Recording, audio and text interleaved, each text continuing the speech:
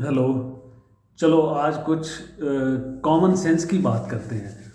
अच्छा, हमारी सोसाइटी में ना दो प्रकार के लोग होते हैं। एक तो कॉमन मैन, आम आदमी, लाइक मी, आपके जैसा। और दूसरे होते हैं जिन्होंने एक टेस्ट पास किया होता है। ठीक है, वो 10 साल, 20 साल, 15 साल पहले जब भी पास करते हैं, उस टेस्ट को पास करने की वजह से वो एक सुपीरियर रेस में शामिल हो जाते हैं। उनका नाम जो है सुपीरियर रेस में शामिल हो जाता है। और ये टेस्ट होते हैं आईएएस, आईएफएस, आईआरएस। और ये लोग फिर बाद में चीफ सेक्रेटरी, डीसी, ये सब बनते हैं। अब ये जो सुपीरियर रेस है, ये हमारे जैसे कॉमन आम इंसान को कंट्रोल करते हैं। ठीक है, और ये अपनी पेन से गाइडलाइंस बनाते हैं और उन गाइडलाइंस को फिर ये एनफोर्स करा के हमारे ऊपर ये इस सिस्टम को चलाते हैं। अच्छा, अभी कुछ मज़े की बातें करते हैं। अब ये जो सुपीरियर रेस है, ये इन्होंने रिसेंटली गाइडलाइंस निकाली यहाँ जम्मू में। और गाइडलाइंस क्या हैं? 25 लोग होंगे शादी में, जिसका मतलब ये है कि एक दूल्हा, एक दुल्हन, और 11.5 लोग दुल्हन की साइड से, 11.5 लोग दूल्हे की साइड से। अब हो क्या रहा है? हो ये रहा है कि मैं पिछले दिनों में काफ़ी शादियां अटेंड की, बैंक्वेट हॉल्स में गया, तो वहाँ पे हर एक बैंक्वेट हॉल जो है वो मिनिमम 20 से 30 वेटर्स देता है हॉल की बुकिंग के साथ। और उसके बाद केटरर के 30-35 लोग होते हैं, तो 60-70 लोग तो वो होते हैं जो काम कर रहे होते हैं वहाँ पे। और उसके बाद मैं जितनी बार भी बैंक्वेट हॉल में गया, किसी भी हॉल में 200 से कम लोग नहीं थे गेस्ट, प्लस ये जो 70 लोग हैं। तो 200, 300, 400, 500 लोगों की शादी हो रही है। अब हम क्या माने कि ये जो सुपीरियर रेस है, ये जो हमारे ऊपर लोग बैठे हुए हैं, इनको इस चीज़ का पता नहीं। अगर मेरे जैसे आम आदमी को पता है तो आई एम श्योर कि इनको भी पता होगा। और मैं नहीं मानता कि इनको नहीं पता है। तो फिर ये स्टूपिड गाइडलाइंस किस लिए हैं? करप्शन को फैलाने के लिए, करप्शन को एनकरेज करने के लिए, क्योंकि वो बैंक्वेट हॉल वाले फिर एडमिनिस्ट्रेशन को पैसा देते होंगे और वो अलाउ करते होंगे। और ये तो सिंपल सा लॉजिक यही लगता है, बाकी इससे फ़र्क कुछ नहीं पड़ रहा है। उसके बाद इन्होंने रेस्टोरेंट्स में, सिनेमा हॉल्स में, क्लब्स में, जिम्नेजियम में 25% लोग अलाउ किए हैं।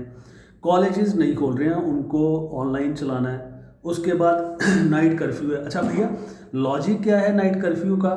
ये जो इनकी इन्फ्लेटेड ईगो है उसको सेटिस्फाई करना है। बाकी मुझे तो नहीं लगता कि दिन में कोविड नहीं फैलता है और रात को कोविड ज़्यादा फैलता है 9 से 6 बजे के बीच में, इसलिए हमने नाइट कर्फ्यू कर दिया है। या फिर अपनी कुर्सी बचानी है कि भैया कल को ज़्यादा केसेस हो गए तो हम बोलेंगे जी हमने ये काम किए, हमने नाइट कर्फ्यू लगाया, हमने वीकेंड लॉकडाउन लगा दिया। अब वीकेंड लॉकडाउन से क्या हो रहा है? कुछ नहीं हो रहा। सिर्फ एक आम आदमी की कमर तोड़ी जा रही है। जो बिजनेसमैन थोड़ा सा अपने पैरों पे चलना स्टार्ट करता है, ये लॉकडाउन, ये कर्फ्यू, ये लगा के उसकी कमर तोड़ी जा रही है। जो प्राइवेट नौकरी करने वाला बंदा है, दुकान पे काम कर रहा है, फैक्ट्री में काम कर रहा है, जिस बिजनेसमैन के पास पहले 50 लोग काम कर रहे थे, अब 15 लोग काम कर रहे हैं, वो अनएम्प्लॉयड हो गया है। वो फिर से स्टार्ट करता है काम करना, तो फिर से उसको निकाल दिया जाता है। अच्छा, एक और मज़े की बात है, बड़ी मज़े की गाइडलाइन है कि भैया आप गाड़ी में अगर जा रहे हो तो आपको मास्क पहनना है। एक फैमिली जो घर में इकट्ठे सो रही है, इकट्ठे खाना खा रही है, उनको गाड़ी में मास्क पहनना है। इससे मज़े की बात क्या हो सकती है?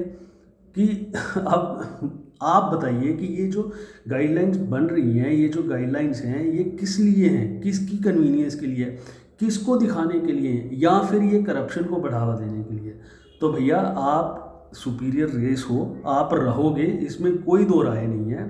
पर प्लीज़ थोड़ा सा लॉजिक अप्लाई कर लीजिए और हमें जो है एक नॉर्मल ज़िंदगी जीने दीजिए। आहिस्ता आहिस्ता चीज़ों को नॉर्मलाइज करिए, ना कि ये एब्रप्टली उनको बंद करना, खोलना, बंद करना, उससे ज़्यादा नुकसान हो रहा है। और इसके बाद जो मुझे समझ आता है कि ये this covid is going to stay here, ये चलेगा और we have to live with it. अगर मेरे जैसे आदमी को ये समझ आ रही है तो आई एम श्योर कि आपको तो मेरे से भी पहले होगी। तो क्यों ना हम इस तरफ बढ़ें कि चीज़ों को नॉर्मलाइज करें, चीज़ें नॉर्मल हो और हमारी लाइफ भी नॉर्मल हो।